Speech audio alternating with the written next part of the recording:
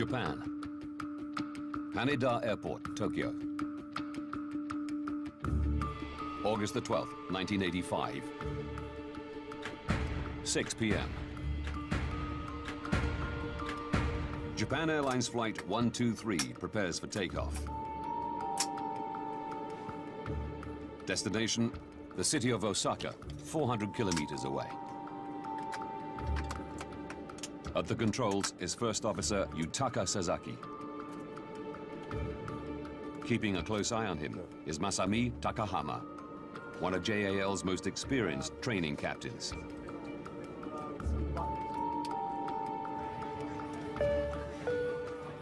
The 26-year-old American Ward Wallach is one of a handful of foreigners on board. My brother Ward became obsessed with Japan while he was studying as an undergraduate.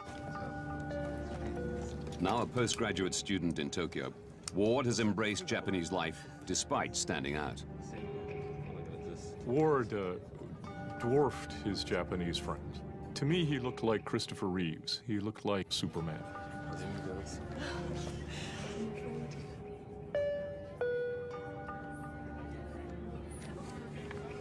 Also on board is Japanese actor and singer Kyu Sakamoto. I think the impression that everyone had of my husband, Kyu Sakamoto, was his smile. He had a big smile when he was performing on television. And he was the same at home. He loved his family. He was kind and someone who always thought of his family.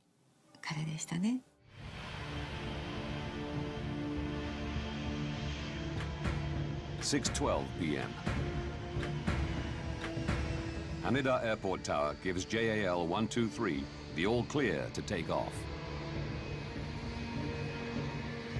Weather conditions are fine. The crew expect a short, routine flight.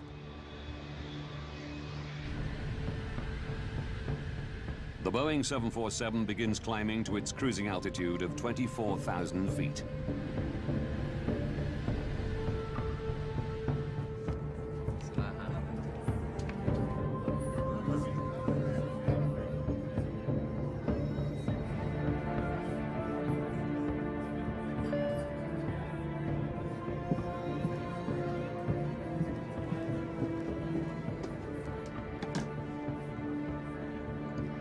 Passenger needs to use the bathroom.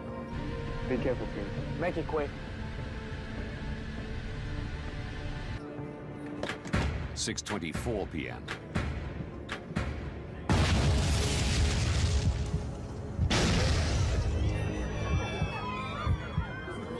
Two explosions rock the plane.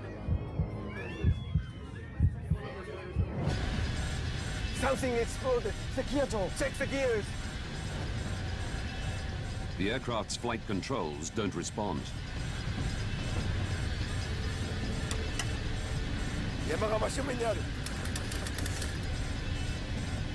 The crew desperately try to figure out what's happened.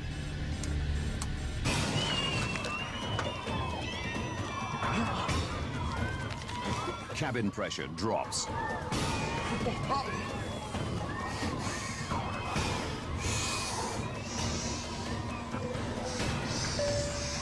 Attention, emergency descent. Put the mask over your face, fasten your seatbelt, put out your cigarettes. This is an emergency descent. 6:25 p.m. JAL 123 is now out of control. Captain Takahama declares an emergency. Tokyo Japan 123, request it back to Haneda. Descend And radios Tokyo Air Traffic Control. Take a magnetic course of 90 degrees for radar vector to Oshima. The crew is trying to wrestle the 747 into making a right turn to follow a course back to Haneda Airport. Going to right. Turn over. But the plane is not responding. Yes, sir. I said don't bang that much. Yes, sir. What's going on?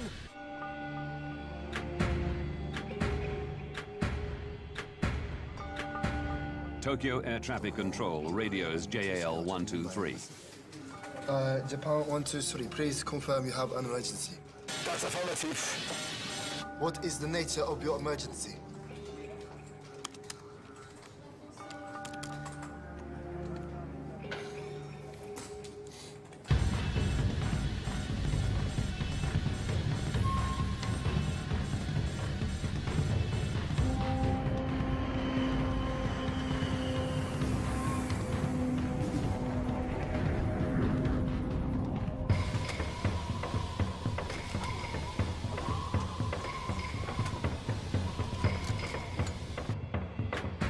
.6:28 p.m.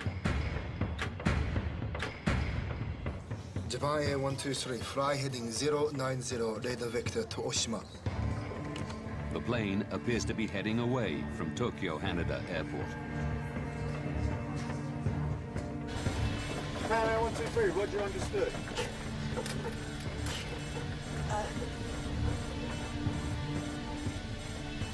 Japan Air 123, uncontrollable. Tokyo Control suggests heading for the closer Nagoya Airport, 133 kilometers away.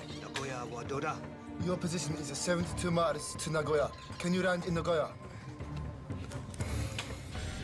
No, negative. Request back to Haneda. The crew want to aim for the longer runway at Tokyo's Haneda Airport.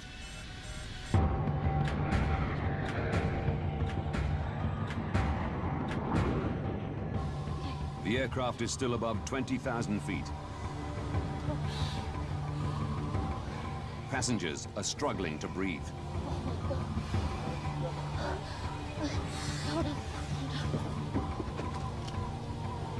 There's damage at the back. I don't know what to do. People can't breathe. Captain, the oxygen mask in 5 right failed. I think we better descend. Hi. The pilots attempt to lower the plane's altitude to increase the cabin's oxygen levels. Nose down. Nose down. Yes, sir. Nose down. Use both hands. Both hands. Yes. 6:38 p.m. Doesn't work.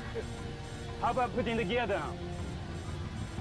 To create drag and slow down the 747, the crew drop its landing gear. But a controlled descent is proving impossible.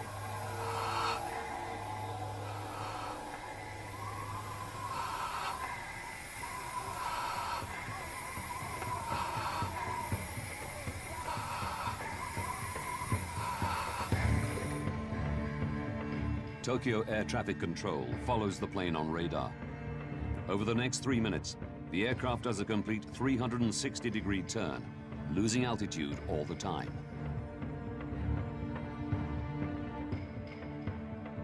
Can you control the aircraft now? Japan Air 123, uncontrollable. Japan Air 123, Roger, understood. Would you like to contact Haneda?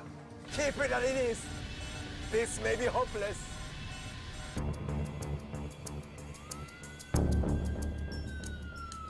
At Yokota, a nearby U.S. military airbase, emergency crews are standing by.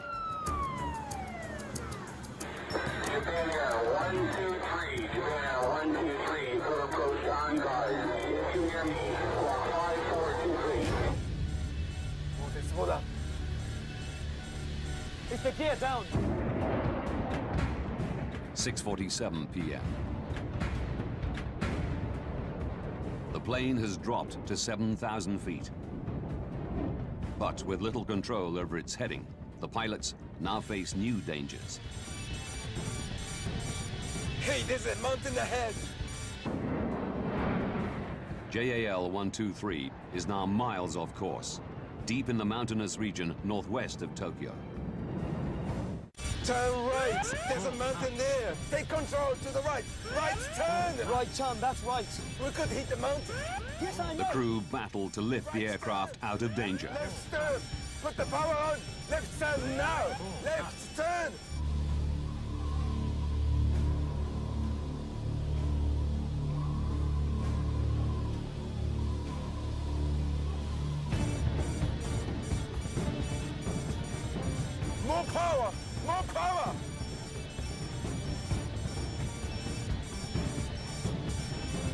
Max power. 6:53 p.m. The pilots wrestle the plane up to 13,400 feet. But it's still 65 kilometers northwest of Tokyo Airport. All air traffic control can do is watch. We are ready for your approach at any time and coordinating with Yokota. Yokota available for landing also. Pilot, stop! Flapping now! On board, the plane pitches forward and starts an uncontrolled dive. Power! Power! Flap! Close up! It's the end.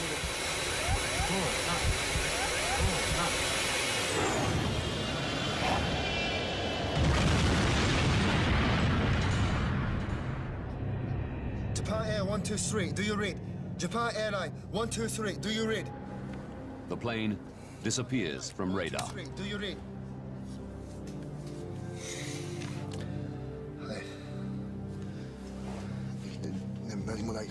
The wreckage of a jumbo jet can be seen scattered across the mountains. A specially configured 747 loaded with more than 500 people at the peak of one of Japan's most popular travel holidays, and no signs of survivors. I knew from the breaking news that a plane had disappeared from the radar. But I had no idea if my husband was on that plane or not.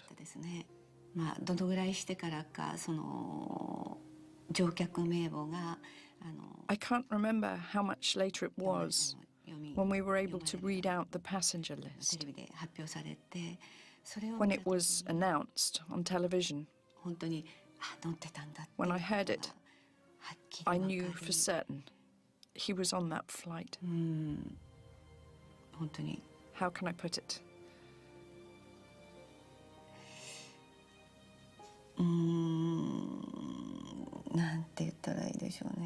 I was aghast.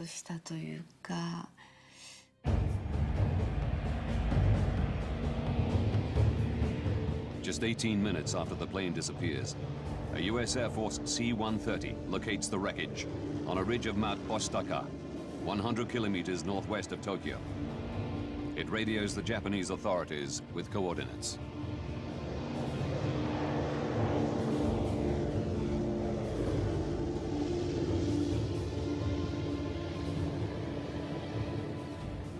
The U.S. offers military assistance. The Japanese decide to go it alone and set in motion their own rescue mission. In charge are the Japanese Self-Defense Forces. Yoshihisa Masuda is stationed at a military base in Chiba Prefecture, close to where the plane crashed.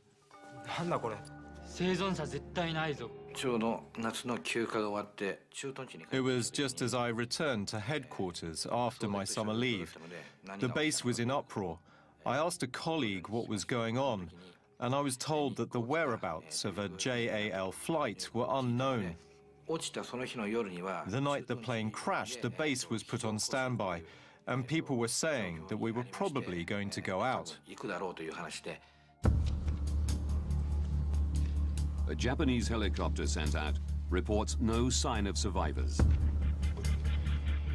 The mountain terrain and lack of equipment for nighttime operations slows any larger Japanese rescue effort. It doesn't reach the site until 14 hours after the crash. Miraculously, 4 survivors are found, despite spending a night on the mountainside.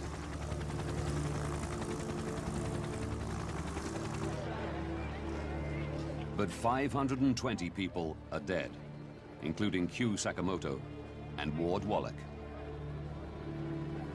I think when I first heard he was on the plane, there was an air of unreality. I mean, Ward was vibrant, he was young. It's not supposed to happen that way. It was unreal.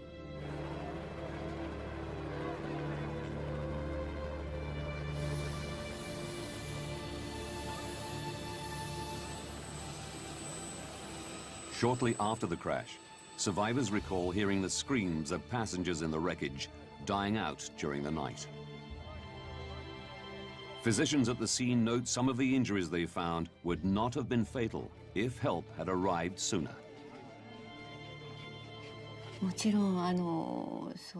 Of course, I found out afterwards that rescue operations were not carried out at the site straight away on the day.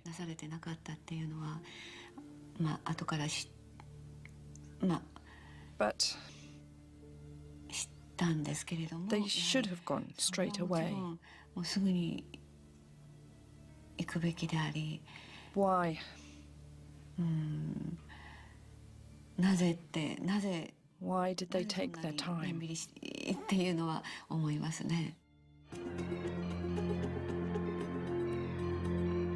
Now, by rewinding the events and going deep into the official investigation, we can reveal what lay behind the deadliest single air accident in aviation history.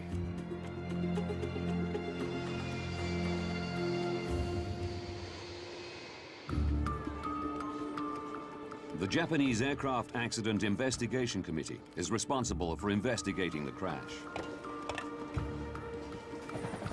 As demanded by Japanese law, alongside this is a criminal investigation run by the police. In the United States, the manufacturer of the 747, Boeing, is alerted to the disaster in Japan.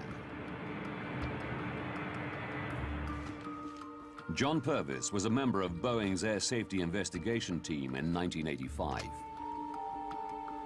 When we learned about this airplane and realized it was a 747, we were concerned, along with everybody, that this accident could really tarnish the reputation of the airplane, because at the time it was the largest commercial jet flying. With the lives of millions of 747 passengers at risk, the United States National Transportation Safety Board, or NTSB, want answers to why this American-built plane crashed. NTSB Representative Ron Schleed is assigned to investigate. There was an extreme concern that if there is a mechanical problem, that it could be a generic flaw, and that could affect the entire fleet. An investigation team of Boeing engineers and members of NTSB heads for Japan. But once there, gaining access to the site proves difficult. When we arrived in Tokyo and got to the hotel and first met the Japanese, it was clear there was some problems in getting access to the information that was known and to the accident site eventually. As the plane's manufacturer, Boeing has an internationally agreed obligation to investigate the crash to make sure all other 747s are airworthy. However, because this flight, Japan 123, was a domestic flight, the international rules did not apply in 1985. Therefore, we did not have an automatic right to go. We had to request permission to travel and to work with the Japanese.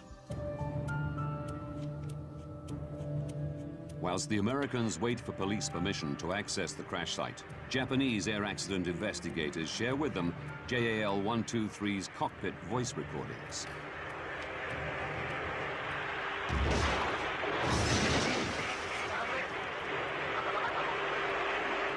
We could hear explosion on the voice recorder. In fact, there were two loud explosions, one right after the other.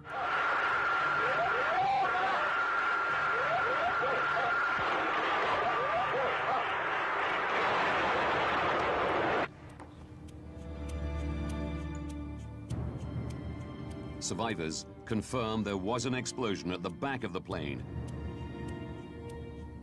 leading investigators to a chilling conclusion.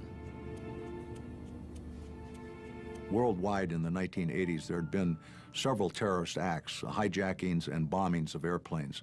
So when this accident occurred, it gave us a strong suspicion that it was an act of terrorism.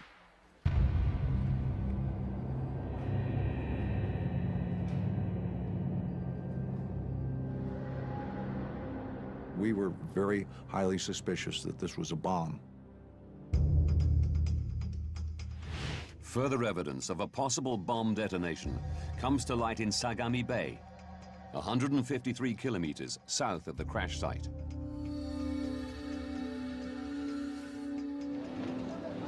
Japanese sailors discover a large piece of the plane. One of the early things we were shown was the vertical fin, or the tail of the airplane, which had come off over water south of Tokyo, right under the flight path of the airplane. And it indicated that the airplane had had a catastrophic problem well before they ever got to the accident site. A photograph taken during the last minutes of JAL 123's flight confirms investigators' fears. It clearly shows the tail fin is missing. It was, very clear that something unusual had happened. And again, this added to our conjecture that this could have been a bomb. 5 days after their arrival, the American investigation team is granted permission by the Japanese police to access the crash site. Makeshift helipads mean helicopters can now land on the remote mountain ridge of Mount Osutaka, north of Mount Fuji. It was chaotic at the top. Helicopters coming and going and coming and going continuously. The investigators begin searching amongst the wreckage for JAL 123's major structural components. One of the things you do as an investigator is you first look for what we call the four corners of the airplane. Where's the nose? Where are the wingtips? Where's the tail? A few meters down the ridge, they find remains of the aft pressure bulkhead, or APB.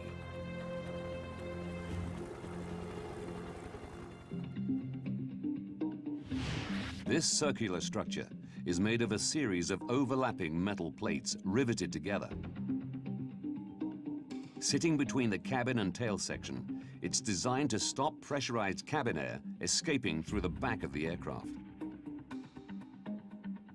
When we first saw the bulkhead, it was, of course, torn up and badly damaged into many pieces, 6 or 8 or 10 major ones and some little ones. And the pieces were kind of triangular shaped.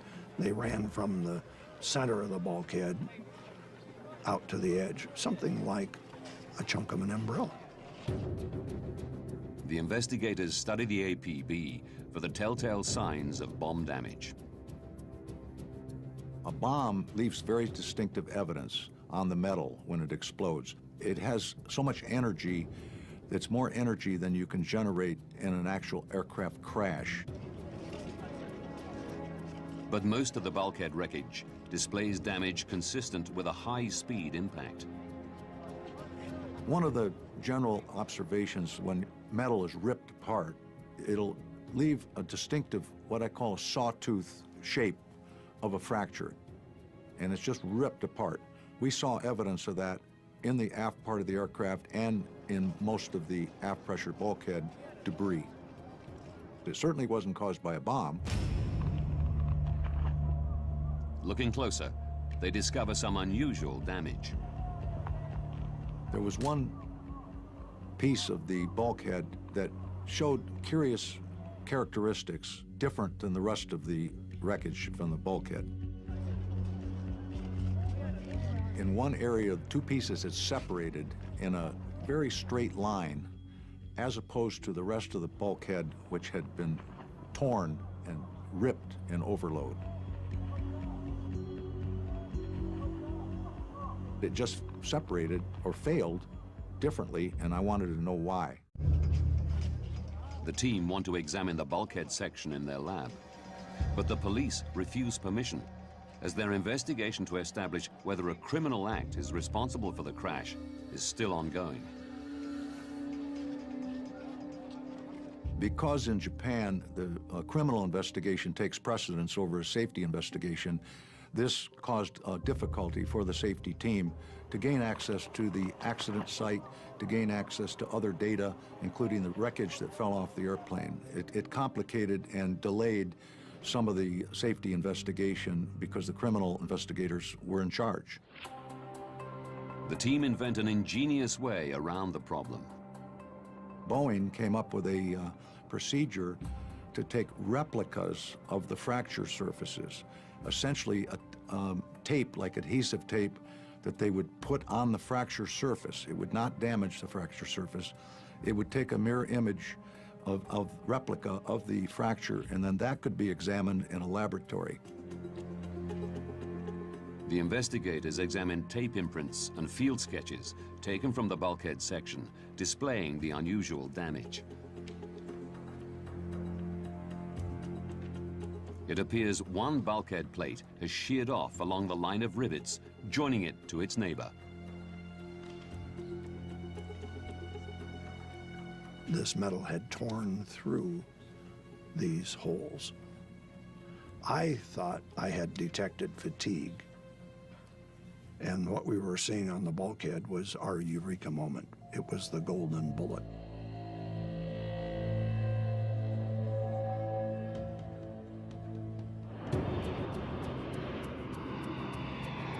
Having detected the telltale signs of metal fatigue, the investigators now need to know what caused it. They must also find out whether this is an isolated incident or a problem that could ground over 600 747s in service at the time. The investigators pore over the plane's history. In it, they discover that the plane had once been involved in an unusual accident. They learned that in 1978, at Osaka Airport, the plane's pilot landed with the nose too high. The tail struck the ground and scraped along the runway. The aft pressure bulkhead was damaged and needed repairing. It had been repaired 7 years earlier, and it became very, very critical to the investigation, very interesting to us. Discovering the fact that the airplane had had a repair was a huge turning point in the investigation. Boeing HQ in Seattle faxed the repair report to the investigative team in Japan. When the airplane had been damaged and the repair crew looked at the airplane, it was clear they were going to have to replace the bulkhead. They elected, I think, to replace just the lower half because of shipping problems with the whole bulkhead. The Boeing engineers designed a repair. They made a drawing and written instructions on how to put the bulkhead back together. The 1978 repair design instructs Boeing engineers to attach the new lower half of the bulkhead to the existing top half. To join them together, they're secured with a splice plate held in place with 3 rows of rivets.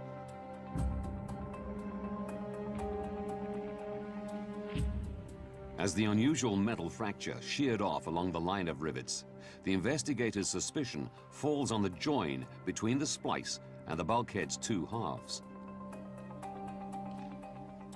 The team calculates what would happen if the repair used fewer rivets than required.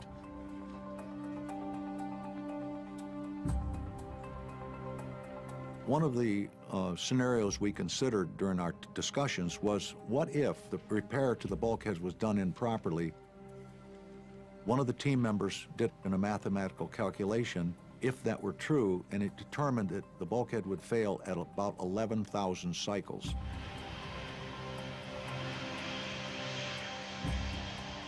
Remarkably, the plane had performed 12,319 takeoff and landing cycles since the repair, very close to the predicted number. It's a breakthrough moment. A faulty bulkhead repair could be behind the world's deadliest single aircraft crash. The investigators now need hard evidence to back up their theory. Japanese police again grant access to the crash site, so the team can examine the wreckage in more detail. So we went right to the area of the pressure bulkhead that had what I considered a curious-looking fracture. We discovered that the repair had not been done as designed. In the process, they had a place where they had to put in the splice plate, and it had been done wrong. The investigators discover the splice plate from the wreckage is an incorrect size. It appears that to make it fit, the engineers deviated from the repair design. The splice plate, in fact, had been cut into two pieces. The narrower section was fixed with a single row of rivets. The wider section of the splice was fixed with a double row. That rendered that section of the splice basically to 70% strength of what it would have been otherwise. Because of the faulty repair, just one row of rivets takes most of the force during every takeoff and landing pressure cycle. During each cycle, the bulkhead stretches and shrinks like the skin of a balloon. Tiny cracks form and grow around where the rivets punch through the metal. Some 12,000 cycles after the repair, the splice plate shatters. High-pressure air from the cabin bursts through the hole, weakening the bulkhead, causing it to fail explosively. This failure is heard as the first explosion, as high-pressure air from the passenger cabin bursts through the bulkhead. Left turn now! Left turn! Investigators now want to know the reason for the second explosion. Following the discovery of wreckage in Sagami Bay, they know that JAL 123 lost its tail fin 12 minutes into the flight.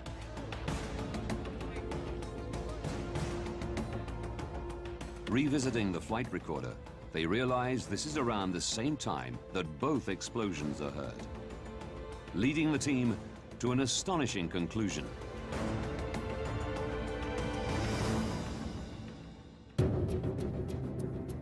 As high-pressure air bursts through the failed bulkhead into the tail section, it blows the tail fin clean off. During the design of the 747, we didn't anticipate a vertical fin coming off or a pressure bulkhead blowing out, and it just wasn't something that was anticipated to happen.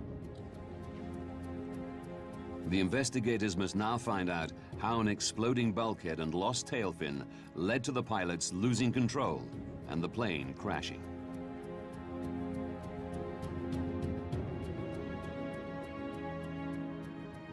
Air traffic control tracked JAL 123 meandering deep into the Kanto mountain range, away from Haneda Airport in Tokyo, and recorded the plane repeatedly losing and then gaining altitude.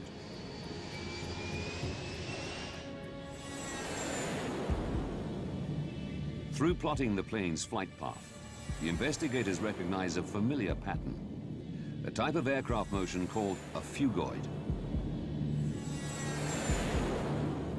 As JAL 123 begins to dive, it accelerates. The increased speed generates lift, and as the plane climbs, it slows, causing it to dip again.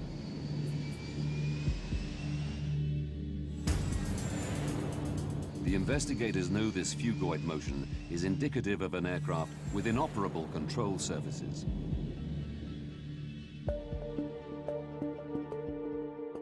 These are critical for banking and controlling the plane's altitude. The rudder, attached to the tail fin, controls yaw, the angle at which the plane flies forward through the air.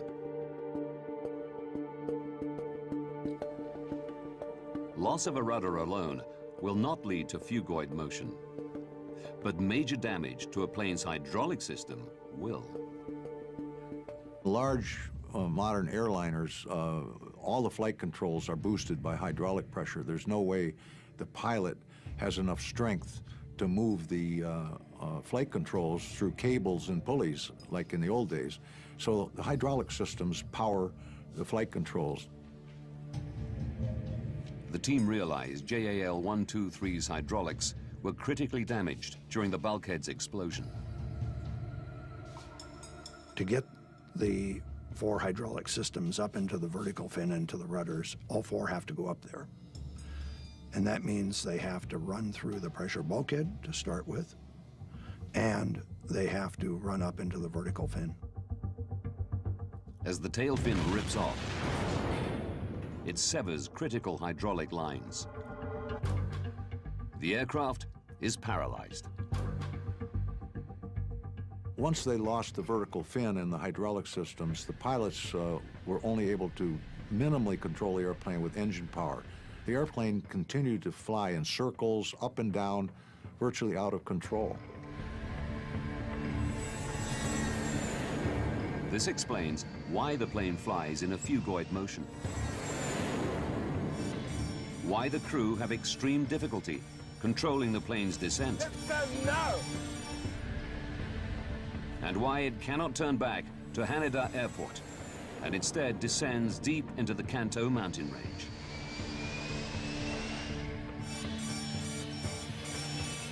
The crew's only option is to ride the throttle, trying to maneuver the plane by powering each of the engines separately. At the mercy of their stricken aircraft, there is nothing the pilots can do.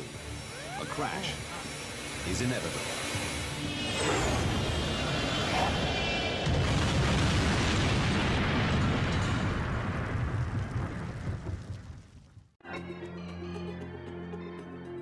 Having delved deep into the investigation, we can now reveal the events that caused the worst single aircraft accident in aviation history.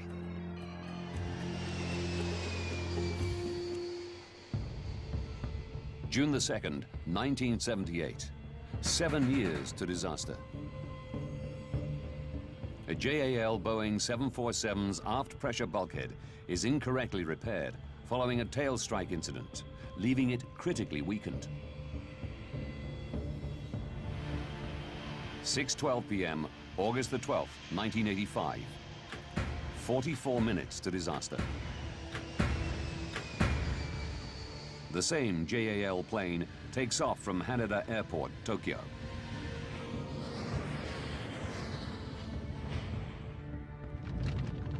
As the cabin pressurizes, tiny cracks on the repaired bulkhead begin to grow.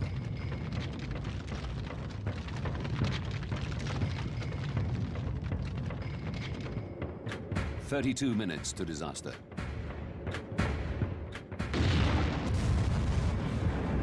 The bulkhead explodes.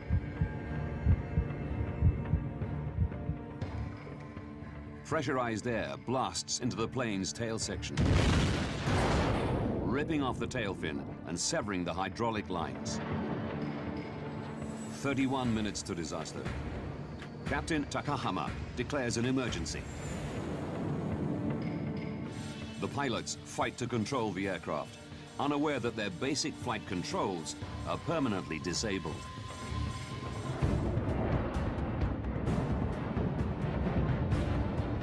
The plane climbs and dips. The pilots struggle to maneuver with engine thrust alone.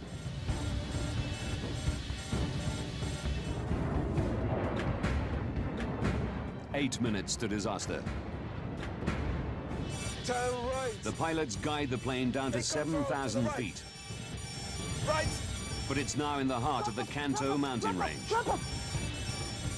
6:56 p.m. Seconds to disaster. Pull up. Pull up.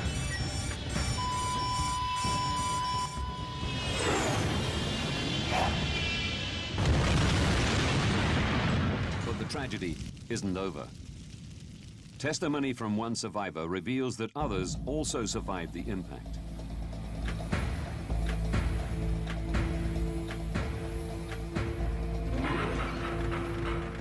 "24 minutes after disaster, an American Air Force C-130 finds the crash site and reports its location to Japanese authorities.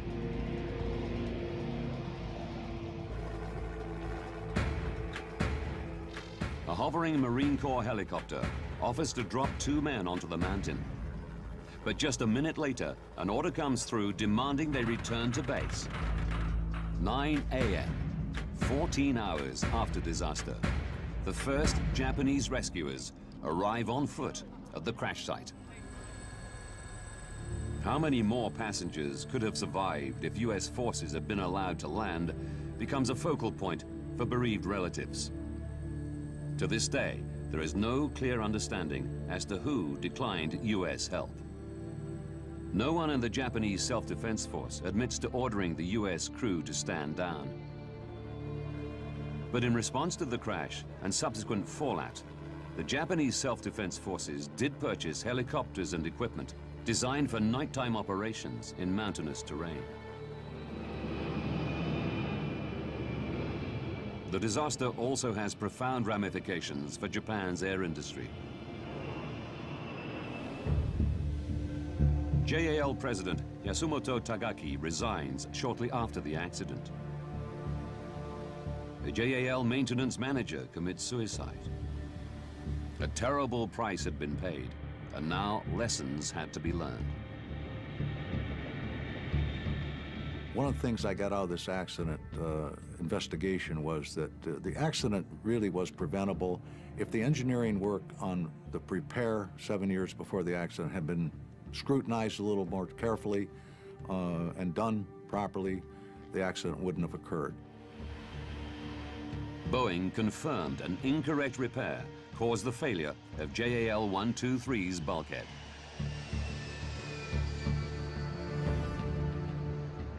The company changed their procedures, so significant repairs are scrutinized before implementation and afterwards by a second pair of eyes. Regular checks are made to detect any signs of metal fatigue. To reduce the vulnerability of the 747's hydraulics, a valve was added to the line controlling 2 of the plane's elevators and the lower rudder. If this line is severed, some control should still be possible. I think this accident taught the aviation industry a lot of lessons, things about airplane design and maintenance. It was really an important step in improving aviation safety around the world. JAL admitted no liability for the crash, but offered to pay compensation. 90% of the victims' relatives settled with the airline without going to court. But neither the compensation nor the improvements to safety offered much comfort to the bereaved relatives. There was a sense among, I think, all the victims, but certainly in my family, that this was wrong. What happened was avoidable, that it didn't need to happen.